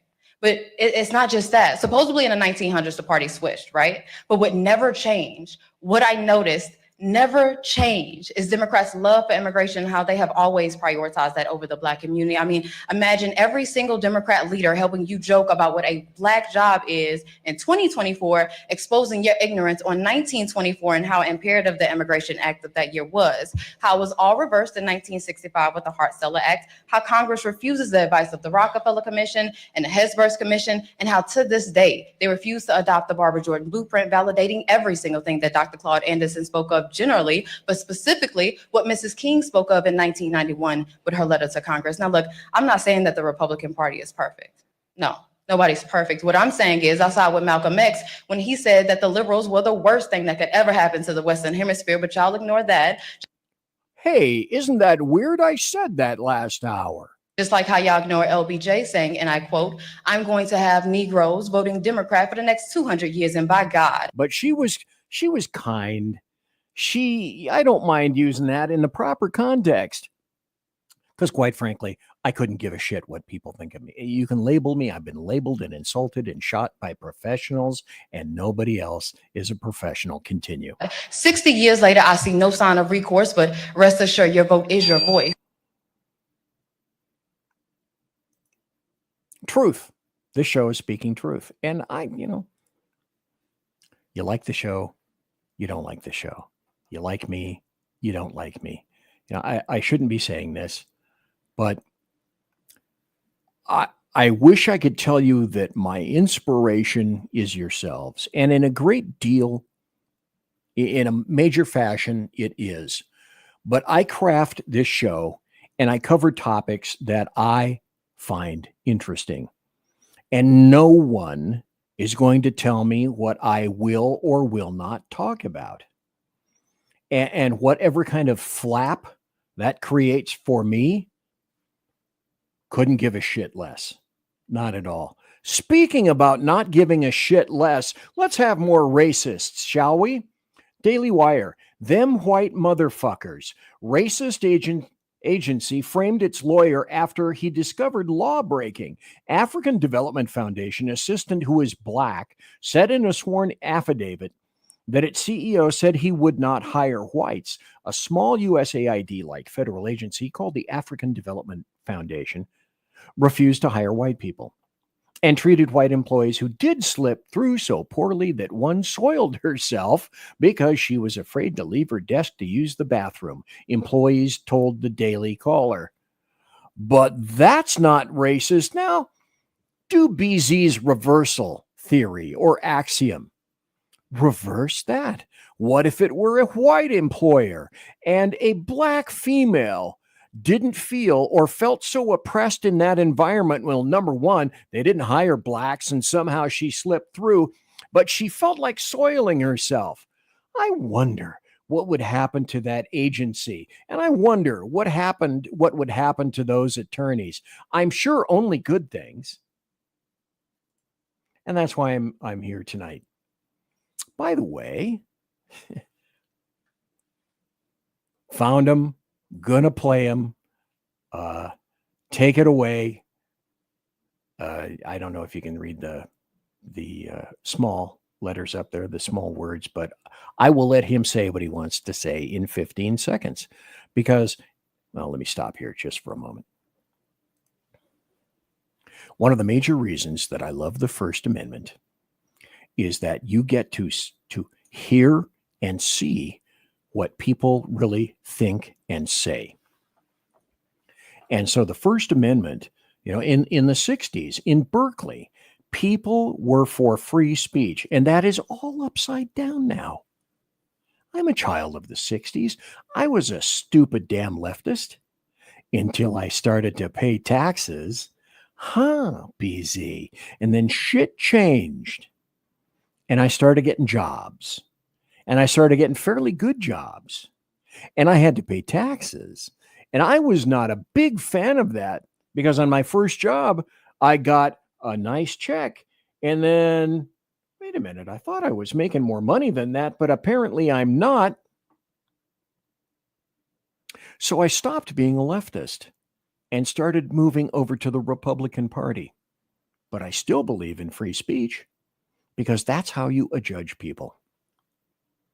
Let them speak to elucidate their thoughts. You need to know what people are thinking, and they will tell you if you let them. Let them. The best application for bad speech is more speech. I don't even remember who said that. I used to know, but I don't remember that anymore. So speaking of bad speech, now I will let this guy tell you exactly who he is. I really had enough of this whole life. So I'm going to just go ahead and say it. Fuck every white man, woman, and child alive on this planet. All of you motherfuckers need to die. All of you do. We need to go for a global, recessive genetic purge by any means necessary. Every last one of you white man, woman, and child on this planet need to die. So I think that's important. I think he should have the ability to say that. It's his right to say that. Would I stop him from saying that? No. Now, if you decide that you're going to prosecute somebody for a crime, you need three things. The hallowed holy triumvirate.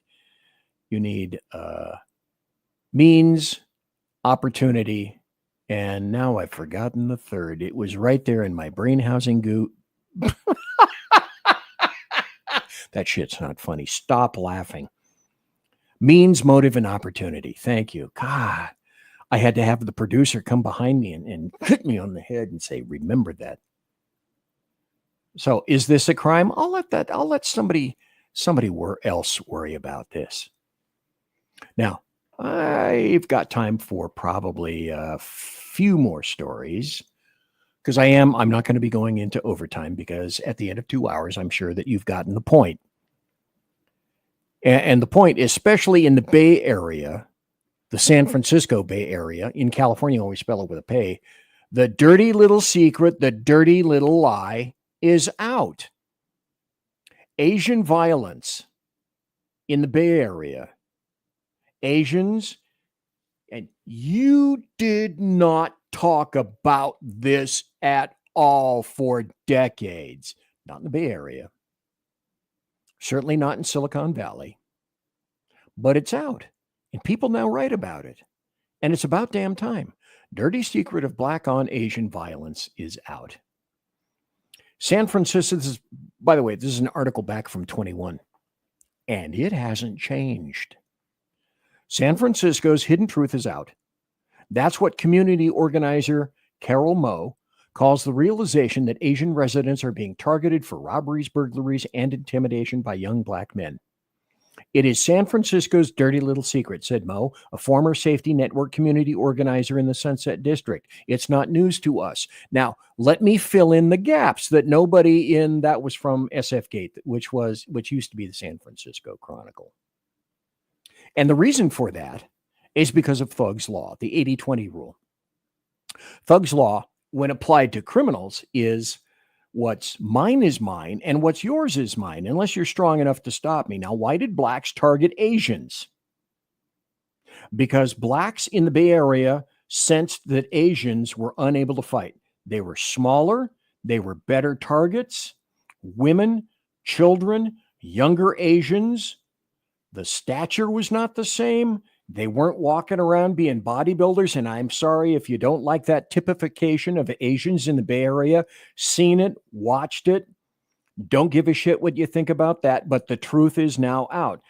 Asians, made great victims. You may as well have taken a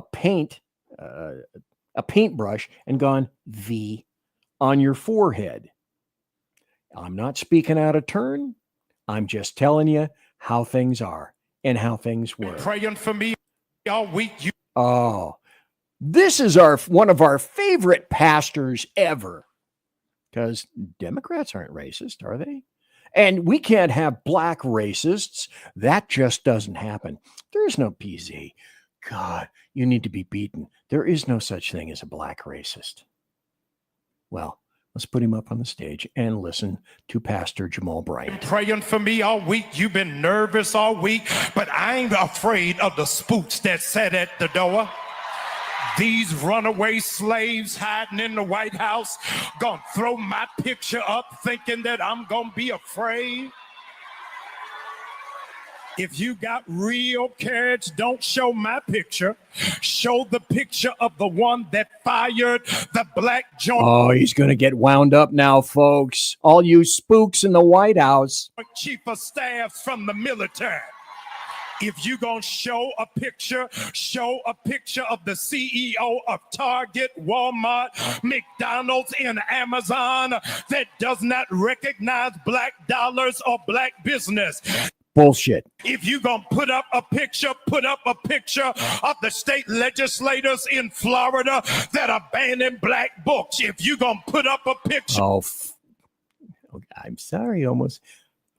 Bullshit. Put up the picture of the one who is stealing classified information from the IRS and Social Security.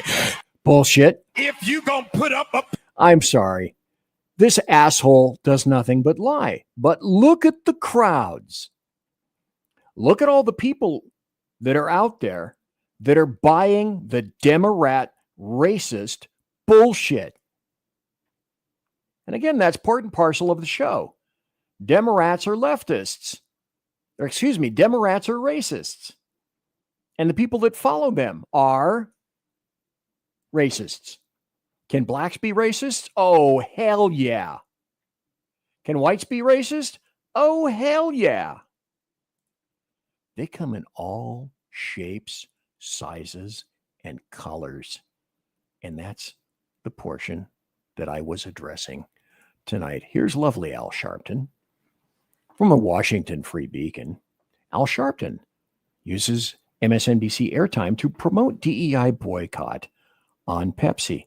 Now, why is this necessarily, okay, it's a thing. Why is it a thing? Al Sharpton used MSNBC airtime to promote a DEI-related boycott of PepsiCo that he launched through his activist group, National Action Network. It's the latest instance in which Sharpton has blended his dual roles at MSNBC host and opine and head of the nonprofit, a practice that has landed both Sharpton and MSNBC in hot water. Because there's something about a little conflict of interest there.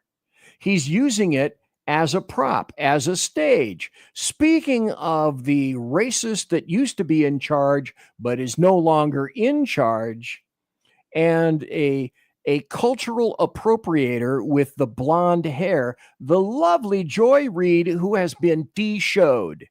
My show had value, and that I'm sorry. That what I was doing had value. And in the end, I'm sorry, I try not to cry on TV. And I think this is kind of like me on TV, so I apologize. Okay, sorry. Let me be blunt because that's who I am. That's who I'm always going to be. You got your ass kicked off of the air because A, you're a racist, and B, you couldn't draw an audience. Air America couldn't draw an audience. They got their radio asses kicked to the curb. Boom, B-E-W-M, boom, curb. Meet racist. Okay. She had a fairly heady contingent of people that were followers. But finally, MSNBC had it and said, well, well, it couched in terms of, oh, we can't call you a racist, but we can say that you're not drawing the numbers anymore, bint. And so the mega racist was out. Look, let me tell you something. And the cultural appropriator. And here's 15 to 18 seconds of Ayanna Presley, if you can stomach it. But, you know, what the hell? I'm here. She's here. Go. Look, let me tell you something. I'll take a bit of umbrage here. I'll speak on behalf of my colleagues. I think I can say we are all willing to work with anyone who's serious about doing the work of censoring the American people and advancing progress. Censoring American people. Like I say, I speak leftist, so I'll tell you what that means. That means censoring people that don't have her philosophy and the philosophy of people all around her. And part of her philosophy is racism.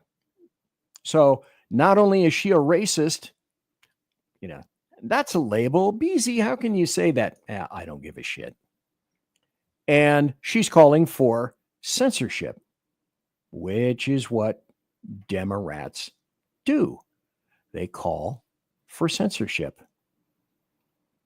Damn, I was hoping to get through more articles than this.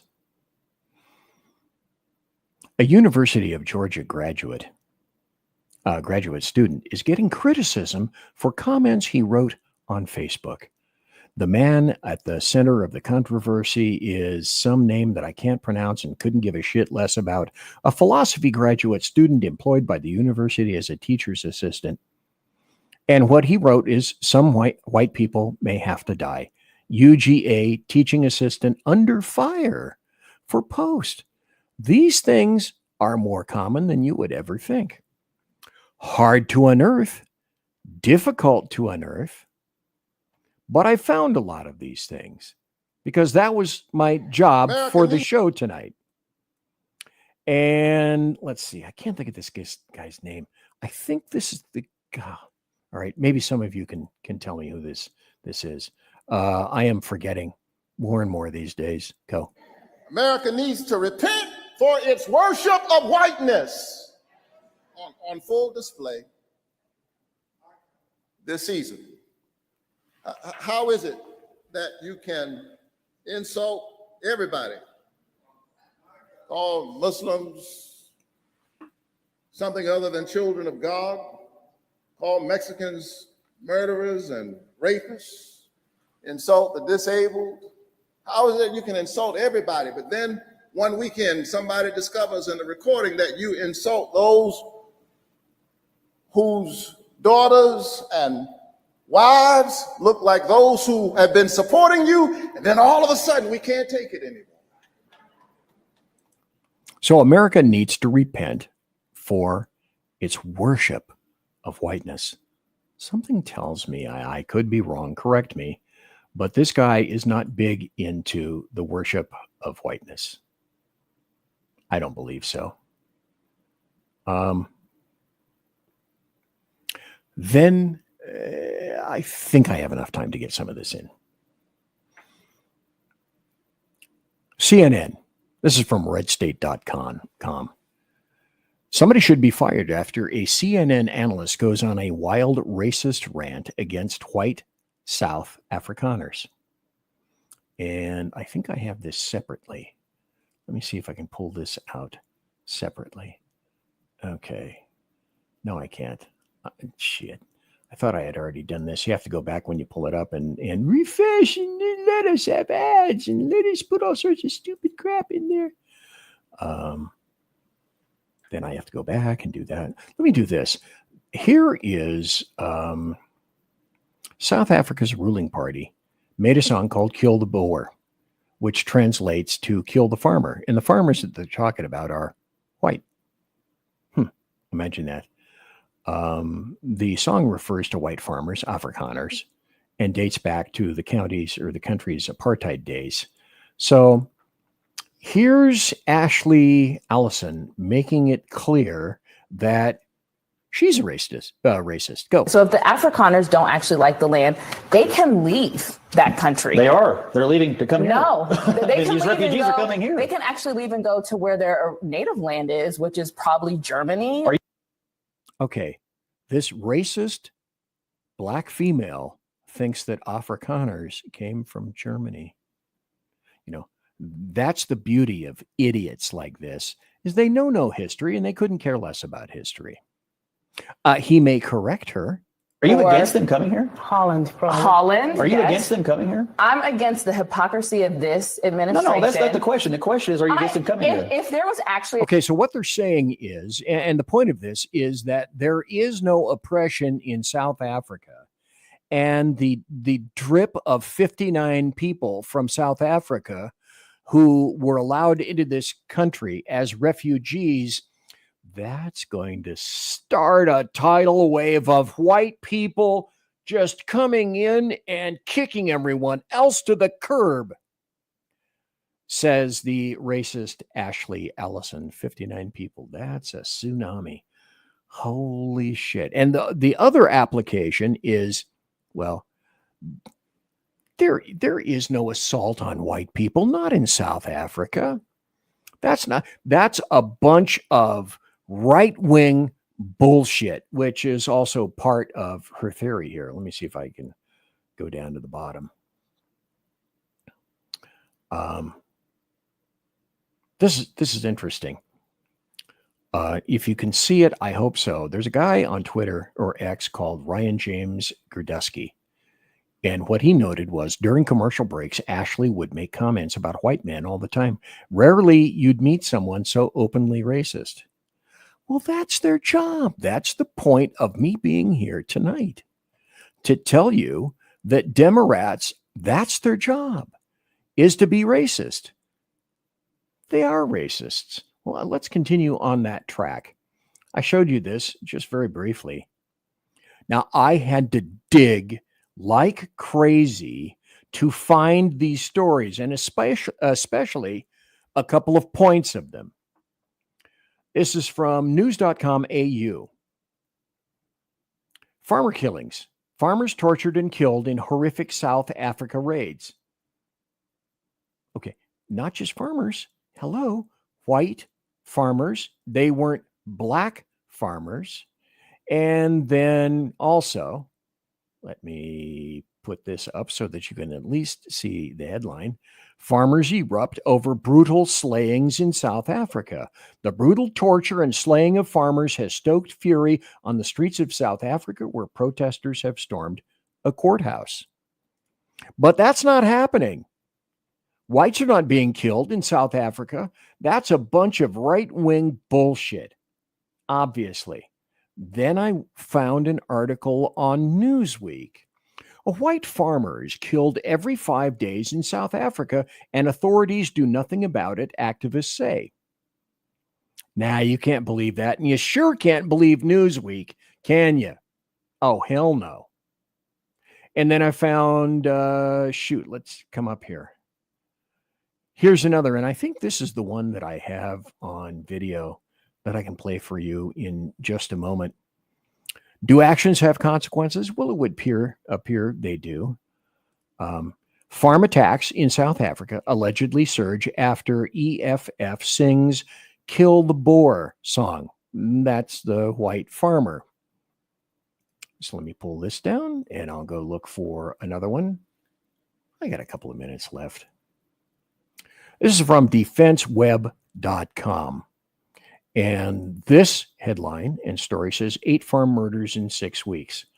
The Freedom Front Plus recorded 8 farm murders in the 6-week period following a court ruling that the Kill the Boer song was not hate speech. Why would it be? It's South Africa. Well, what does South Africa have to do with racists?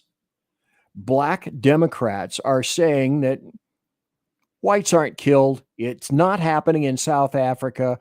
Crime is rampant. Criminals are killing everybody, and nobody is targeting whites. To which I would reply something very similar to bullshit alert. I found another article from The Spectator. What's the truth about South Africa's genocides of white farmers? Now, this is interesting. Note, as I say, how leftist articles are crafted. It's a crime against humanity at risk of unfolding in South Africa. Elon Musk, the billionaire who owns SX, fears there might be. Earlier this year, he wrote that he'd heard of calls for a genocide of white people in his former homeland. Musk isn't alone in his concerns. And then in the rest of the article, and again, the article will be up later for everybody to look at under posts, where I post all my stories on bloviatingzeppelin.net and also on the SHR Media Rumble channel. I put show links in both of those places, and you can stop and, again, read all those things at your leisure. And here's the Malema EFF trial. And this is something you ought to know because, I don't know. You tell me. This guy looks like he might be serious about this. Now, the way a sentence is structured, you say, we are not calling for the slaughter of white people, at least for now. That means at some future date, we may call for the slaughter of white people. Yeah. Is that correct? Let's deal with that at that future date. I don't know what's going to happen. So you're saying you are not ruling out that in the future, you may very well call for the slaughter of white people. Yeah. It may not be me. Could it be you? It could be me, yes, but it may not be me. Yeah, so it could be you. You could, at some future date, call for the slaughter of white people. Well, that's about it, as important to that guy as, I don't know, ordering a pizza. I have a lot of other examples, but, after a while, after 2 hours, I think I pounded it into you sufficiently that you understand that Demorats are racists. They are the party of racists. They have continuously been the party of racists. They support racists. They love racists. I'm sure they love this guy. And so the Democrat Party is, in fact, the party of racists. I hope, if nothing else, you've gleaned that here tonight.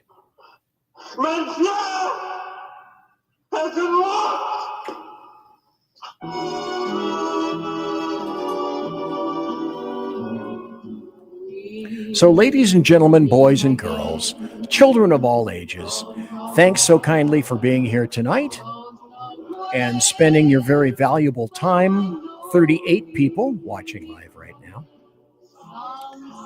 on the SHR Media YouTube network and also on the SHR Media Rumble channel and also on the various points around X, etc. And thanks to KLRN for carrying the show. They're going to carry it in podcast tomorrow, and I'll be posting the show a little bit later myself. So I must say, as I normally do, thanks to promotional consideration is by the Lockheed Martin Skunk Works, Shure and Electro Voice microphones, Arrakis that make my board, and also Pratt & Whitney engines creating thrust. You can trust. And also, tiaras are by My Little Pony. Thanks to everybody for listening in. Thanks for being in podcast. Really appreciate everybody for being in chat. It's always a wonderful, wondrous time to see you in chat. Thanks to my KC-135 Kettle One refueling team with whom I will be consorting in just a few minutes. Everybody, God bless. Take care. Be safe. Good night, everybody. Good night, Mama. Good night, Ben. Good night, everyone. Good night, Mama. Good night, Daddy. Good night, children. Good night, Daddy. Good night, Elizabeth. Good night, John Boy. Good night, Jim Bob. Good night, Jim Bob. Good night, Jim Bob. What's going on? I was asleep. What's everybody doing? Good night, Jim Bob.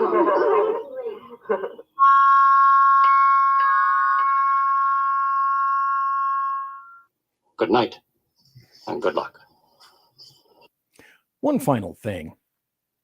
now that there isn't music playing, I want to remind everybody that your being here is very important to me. I said that, I don't really care if you, I do. I am honored by the fact that so many people come and watch me so late at night and then perhaps listen to my podcasts later.